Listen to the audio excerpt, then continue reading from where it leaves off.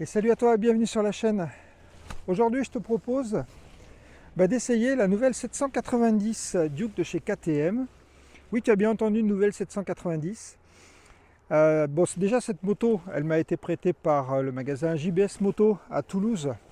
JBS Moto qui fait KTM, Husqvarna, Gaz, en gamme route tout terrain et aussi des vélos électriques, on aura l'occasion d'en reparler. Donc cette moto aujourd'hui est en A2. Donc pourquoi je voulais te faire cette vidéo? Je trouvais que c'était assez important déjà de tester ce Roadster, puisque ils l'ont sorti, KTM l'a sorti aussi pour se réajuster au niveau du prix, puisque la 890 est à 10 799 € si je ne me trompe pas en version de base. Donc c'était pas très concurrentiel par rapport aux nouvelles Hornet qui sont sorties, aux nouvelles Suzuki et MT-07, premièrement. Deuxièmement, KTM n'avait plus de A2 en moyenne cylindrée dans le catalogue, puisque la 890 Duke, elle, avait été retirée du catalogue. Donc ils ont sorti cette 790 Duke. Alors pour abaisser les coûts, elle est assemblée en Chine, elle est assemblée sur les chaînes de CF Moto, mais avec le support de KTM qui est là pour contrôler à ce que la qualité fournie par CF Moto soit égale aux motos qui sont faites à Mattighofen. Et d'ailleurs, tu verras, on fera le tour. Moi, je ne vois pas la différence d'un point de vue finition, et les matériaux, de toute façon, c'est les mêmes. Donc, cette A2, pourquoi elle est pertinente? D'abord, son prix est de 9 000 €. C'est 8 999 €. Alors, si je le situe par rapport aux autres concurrentes, tu as la Yamaha MT-07 qui a 7 999 €. D'accord? Tu as la Suzuki GSX 8S qui sera à 8 899 € et tu as la Hornet qui sera à 7 800 €. Alors tu vas me dire, la Hornet est 1200 € moins chère et la MT-07, elle est 1000 € moins chère. Mais on va voir que malgré tout, cette différence de prix, elle peut quand même s'expliquer. On va parler des performances. D'abord, je vais te parler des performances en full. Donc elle est à 95 chevaux et 86 Nm de couple. Si je le compare par rapport à la MT-07, 73 chevaux 4, 67 Nm de couple. La Suzuki GSX 8S, 83 chevaux, 78 Nm de couple. Et la Hornet est à 91 chevaux,7, 75 Nm de couple. Donc tu vois que c'est la plus puissante de toutes les machines. Mais ça, c'est pas le plus important, parce que je pense que dans ces différences de puissance, à part la Yamaha MT-07 qui est plus faible vraiment en puissance, toutes les autres tu verras pas sur la route, ça ne sera pas aussi flagrant que ça. Ce qui compte, c'est le comportement moteur. Et quand on regarde une des caractéristiques pour moi qui est la plus importante, tu t'aperçois que quand elle est bridée en A2, c'est-à-dire en 47,6 chevaux, plus elle aura 76 Nm de couple, tu t'aperçois qu'elle a plus de couple quasiment, à part la Suzuki qui a 2 Nm de couple en full de plus que celle-là en A2. Donc tu t'aperçois qu'avec 76 Nm de couple, tu as la puissance, enfin tu as le couple d'une moto full, de la concurrence, mais en étant A2. Et ça, tu vas le voir, c'est quelque chose de super important dans le comportement de ta machine. C'est-à-dire que, si tu te souviens, j'ai fait l'essai de la MT-07. Bon, il fallait monter dans les tours pour avoir la puissance. Là, tu t'apercevras que monter dans les tours ne sert pas à grand-chose. Tu as tout le couple qui est assez bas dans les tours et un moteur qui est quand même assez souple. Je te montrerai tout ça sur la route. Donc, une moto qui est pour moi pertinente pour quelqu'un qui commence en A2 et qui veut se faire plaisir avec une machine un peu valorisante. Maintenant, on est d'accord, l'écart de prix, il est présent. Ce que je te propose maintenant, c'est de faire le tour de la moto. Ça va être vite fait parce que cette moto, en fait, moi j'avais la 890R, c'est le même look, quasiment, ou la 890 normale, tu le verras. Donc je vais te montrer juste un peu les petites différences et les petits détails qu'il y a dessus. Donc on va commencer par la suspension. Donc on a une suspension avec des tubes 41 mm non réglables. Mais ça, tu avais déjà ça sur la 890. Par contre, le setting de suspension est un peu différent de la 890. Ok. Et à l'arrière, donc pas de réglage à l'avant. Et à l'arrière, tu as un mono-amortisseur, toujours en white power, et qui lui, par contre, est réglable en précharge ici. Ok. Donc voilà. Question suspension, c'est du simple. Mais bon, dans la gamme de prix, je pense que tu vas pas avoir beaucoup mieux. Au niveau des freins, on a des freins de marque KTM avec des disques de 310 mm avec donc c'est un freinage radial à l'avant et à l'arrière. Tu as un disque de 260 mm avec un étrier simple piston. Les roues, on a du 180 au niveau du pneu arrière et on a du 120 à l'avant. Voilà, ça c'était au niveau de la partie cycle. Le cadre, lui, il n'a pas changé par rapport aux anciennes KTM. Toujours avec un cadre tubulaire et une boucle arrière démontable. Ça c'est bien, parce que bon, si un jour tu chutes et que tu casses ta boucle arrière, tu peux changer ta boucle arrière sans toucher à ton cadre. C'est à se mettre dans la tête quand même, parce que ça peut vite arriver. Donc voilà au niveau de la partie cycle. Au niveau du moteur, tu as toujours ce 790 bicylindre, même que la 890 en look et en structure, en caractéristique, on a toujours un moteur calé à 270 degrés. Au niveau des équipements de la moto, ici on a un pot X-Race. Tu vois, il fait une sonorité sympa pour pas très cher.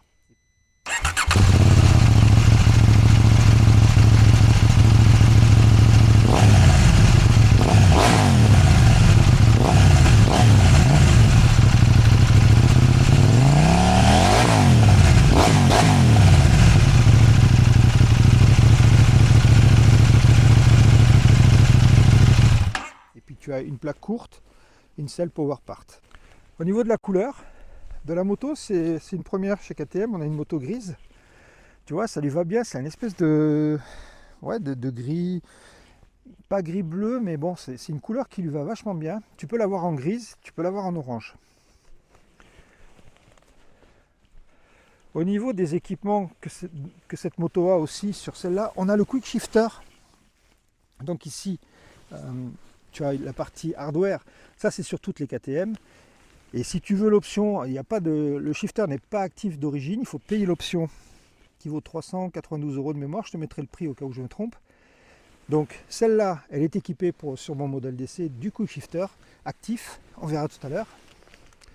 Au niveau des commodos, commodo classique KTM, je rentre dans les menus, je navigue dans les menus, je sors des menus, appel de phare, plein phare, clignotant, et puis ici klaxon. Là le coupe-contact et basta, c'est tout ce que tu as. Tu n'as pas de warning sur cette moto. Nos amis autrichiens ne doivent pas faire de remontée de fil, parce que je crois qu'il y a que sur les nouvelles 890 Adventure où il y a un clignot maintenant.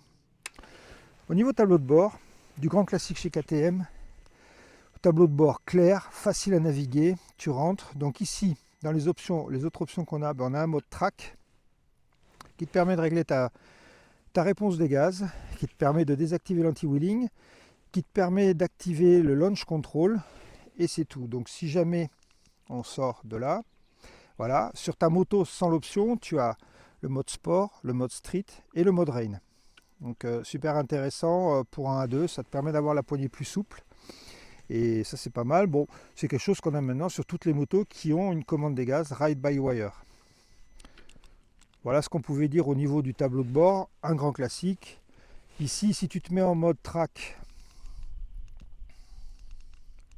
voilà, tu vas ici pouvoir régler ton anti-patinage grâce aux flèches qui sont là. Et quand tu touches sur les flèches, tu le réduis ou tu l'augmentes. Protection maximale à 9, protection minimale à 1. Ici, tu auras le launch control s'il est activé, l'anti-wheeling qui est sur off actuellement, ta température extérieure, ton heure et ton mode de conduite. ABS, pardon, ton mode ABS. Ah, désolé pour la cloche. Et ici, tu as ton mode moteur, ton contour, ton indication vitesse. Il s'éclaire en noir la nuit et il est éclairé en blanc le jour.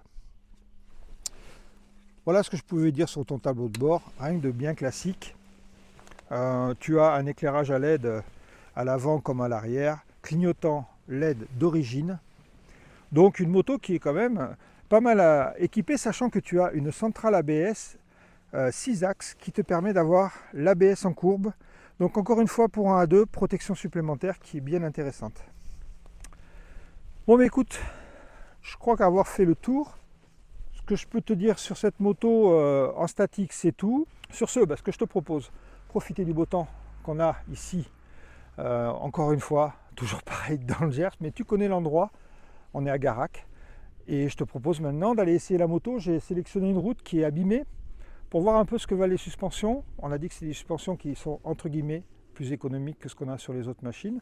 On va voir ce que ça donne sur une route avec un goudron lisse et sur une route qui est abîmée. Allez, c'est parti pour l'essai routier.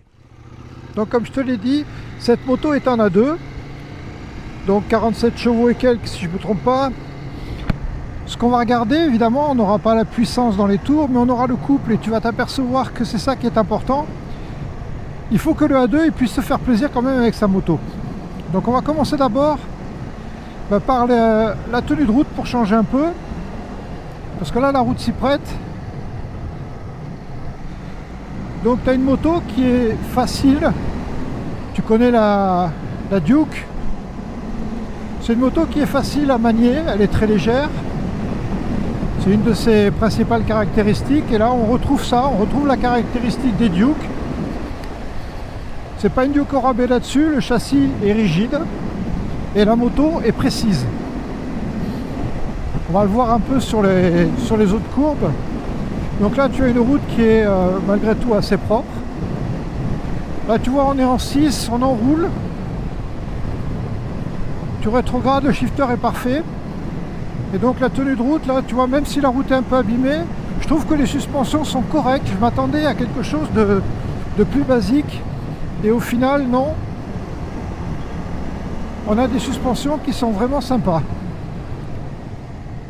On va faire attention au tracteur. Ici, il faut toujours se méfier, on est dans le Gers. Tu as souvent les tracteurs. Donc voilà, donc on va voir maintenant ce que ça donne là, sur des virages un peu plus serrés. Mais déjà, tu vois, là, la route, elle est bien abîmée. Même si je prends les freins, tu vois, ça freine bien. Même dans l'angle, tu as vu, je ne me suis pas trop élargi. Ce qui prouve quand même que tes suspensions, c'est pas si mal que ça.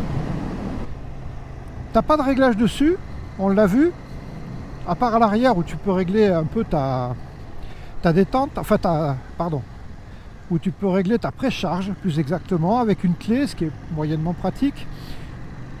Mais sinon, sur la fourche, t'as pas de réglage et franchement, j'ai pas trouvé. Ça fait un petit moment que je roule avec cette moto.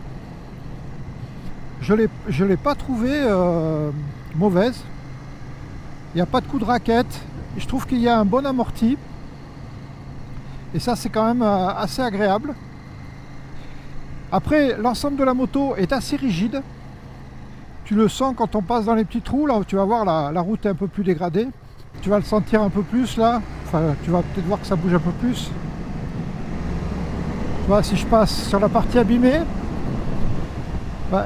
on sent que c'est un peu rigide, mais on sent pas que la moto se désunit. Et ça, c'est le plus important, je pense.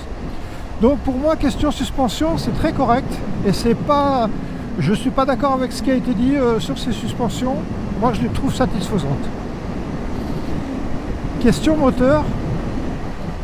Là, il y a un gros bonus. On a vu que le couple était disponible assez bas. Ce qui veut dire que tu vas pouvoir te faire plaisir. Tu vois, sortie de virage. Tu es en 3. Tu peux accélérer. C'est assez agréable à utiliser. Dès que tu sors. Et avec le quick shifter, là, je suis en mode sport.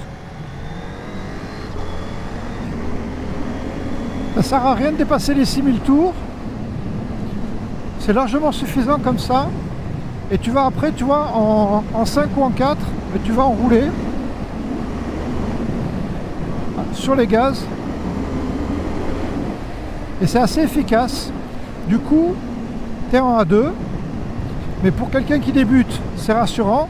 Et pour quelqu'un qui reprend la moto, il va pouvoir se refaire plaisir de nouveau, retrouver une certaine confiance. Et puis après, s'il veut, quand il pourra, il se fera débrider sa moto, quand il sera plus à 2. Et là, il aura les 95 chevaux et il pourra vraiment s'amuser avec la moto. Mais tu vois là, ça s'inscrit bien dans les courbes. Le moteur est souple. Tu vois, tu joues en 4, 4, 5. Et à chaque fois que tu veux relancer, dès que tu sors de courbe, tu vois, là, on a une belle courbe ici, un peu abîmée. 4, du frein. Les freins sont vraiment bien. Et donc voilà, donc question moteur, tu peux dire que tu vas pas t'ennuyer avec, que ce soit le A2 ou celui qui reprend la moto. Question frein, tu l'as vu tout à l'heure. Les freins sont efficaces.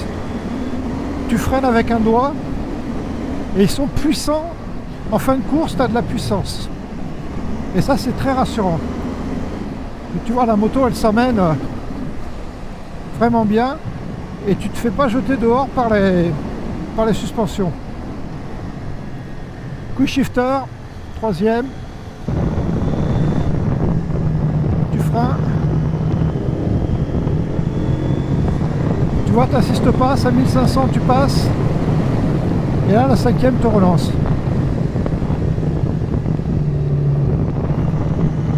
Donc voilà, donc question moteur, je le dis, même en bridé en A2, tu vas t'amuser avec cette moto. Et puis là, tu te prends à sortir un peu, à déhancher. Franchement, c'est génial. Elle est super rigide, elle est super précise. Question souplesse moteur, ben ça tombe bien, on rentre dans un village, on est à 50 à l'heure, on est en quatrième, on est à 2200 tours, 48 km/h. Tu vois, sans problème. Tu peux rouler tranquille, si tu accélères un peu. La moto repart. Donc, aucun problème au niveau de la souplesse moteur.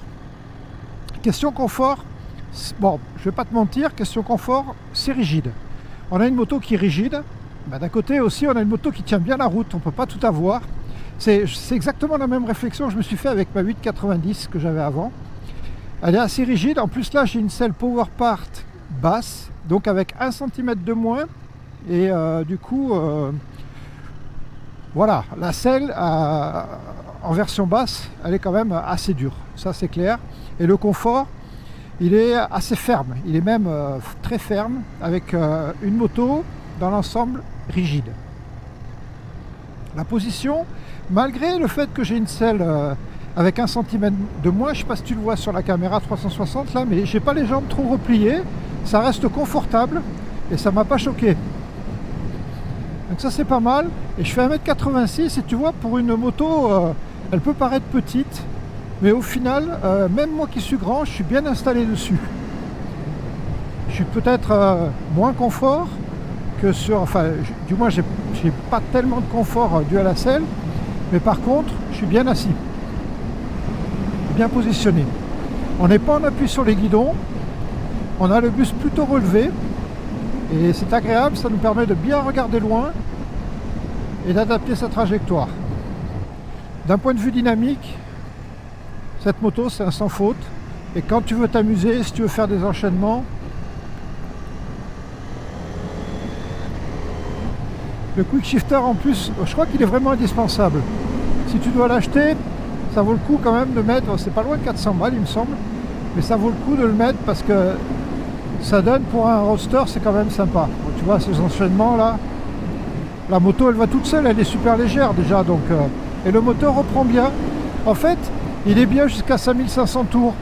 Tu vois, en cinquième à 5500 tours, sur une petite route, tu es à 100 déjà, donc c'est parfait, 4500, 100.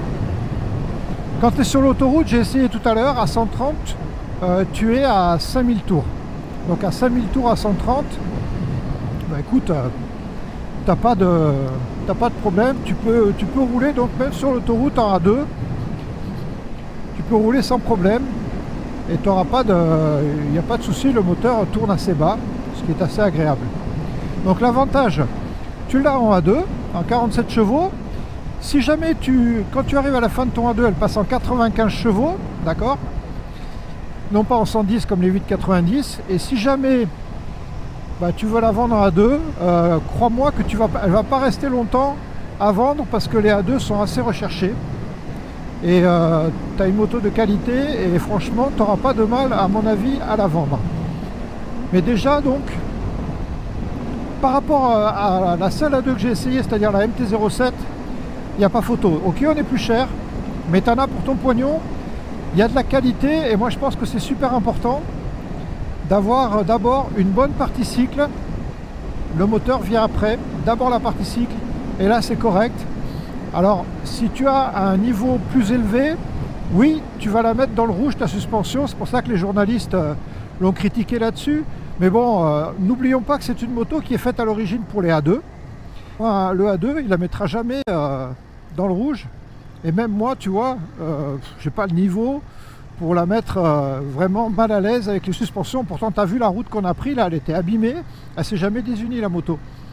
Freinage efficace, moto secure, tu es vraiment en sécurité sur cette moto. Centrale 6 axes qui te permet quand même d'avoir le traction control et l'ABS en courbe.